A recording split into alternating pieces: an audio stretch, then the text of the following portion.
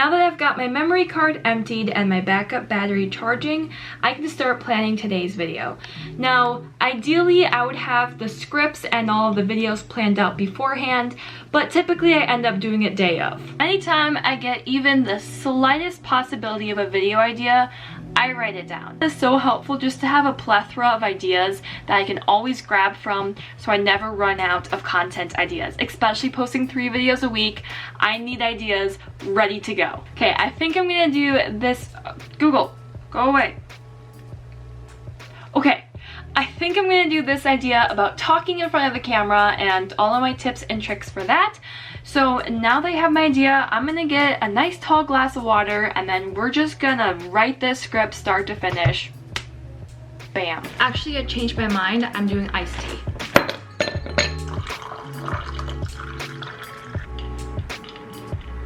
Good stuff. Let's get some lo-fi music going, and in between each line or redo. When I am filming sit-down videos like the one I'm doing today, I like to film in a couple different locations just to keep the viewer's interest.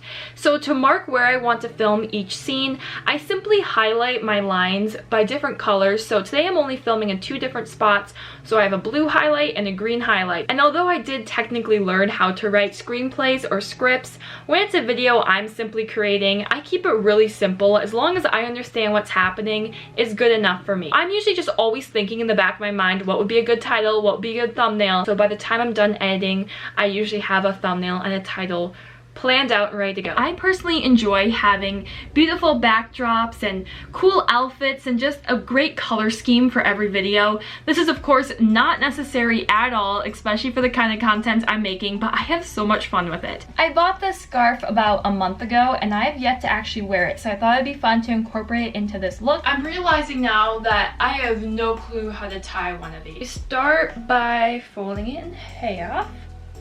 This way. Oh wait, she like twists it first. Hang on. Around. Like so? I don't know if I like that. Pull one of them through. This doesn't seem right. I literally look like a kid playing dress up. Okay. I'm not really sure what I did there. I kind of just figured it out on my own. But I think I like it. You guys can laugh at me if it's not right. And then I'm gonna brush my teeth because something about like the minty toothpaste just makes me feel way more confident when I'm filming in front of camera. So I always brush my teeth before I do anything, even slightly nerve-wracking. Usually I film like right here, sitting next to the shelf, and I'll put my little candle and light that, and then I'll fill these shelves with some of my cameras.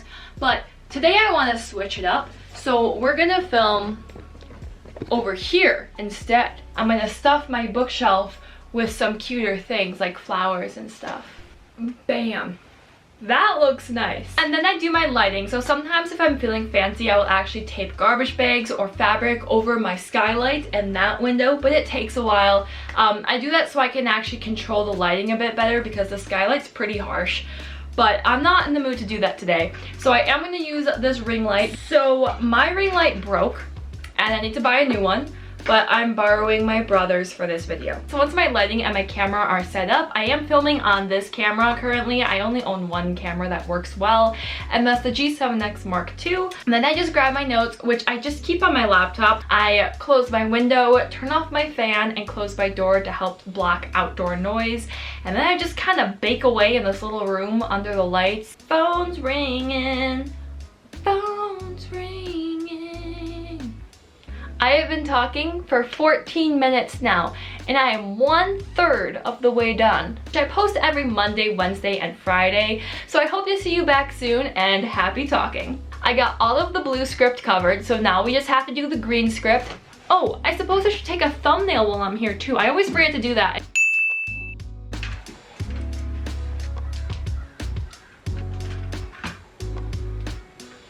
Gear setup number 2. I think it's really cute. It only took me like 10 minutes to put together. I am a little worried about getting burnt once I light the candle, but you know, you gotta do it for the art. Okay, we're gonna put a little collage up on the wall right there to hide the dirt on my wall. Okay, I need one more because the rule is you always work in threes. This is kind of awesome. I might have to film here again. Let's film. My storage filled up and I had to go export stuff for a while, which took about 40 minutes. Now we're back to finish the last like 3 lines of this video. There we go, about 3-4 hours later. I mean, I did set up backdrops, I had a camera problem, and I ate supper, so there was a lot going into those 4 hours of time. But about 4 hours later, I finished filming the video. Now I'm gonna clean up a bit, open that window, and turn on that fan because it's so hot in this room. Let's get down to business to defeat this video.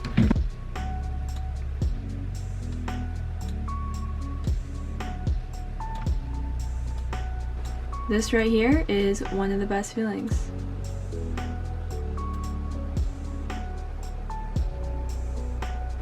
Oh no. I was just about to film and I realized my DaVinci just crashed.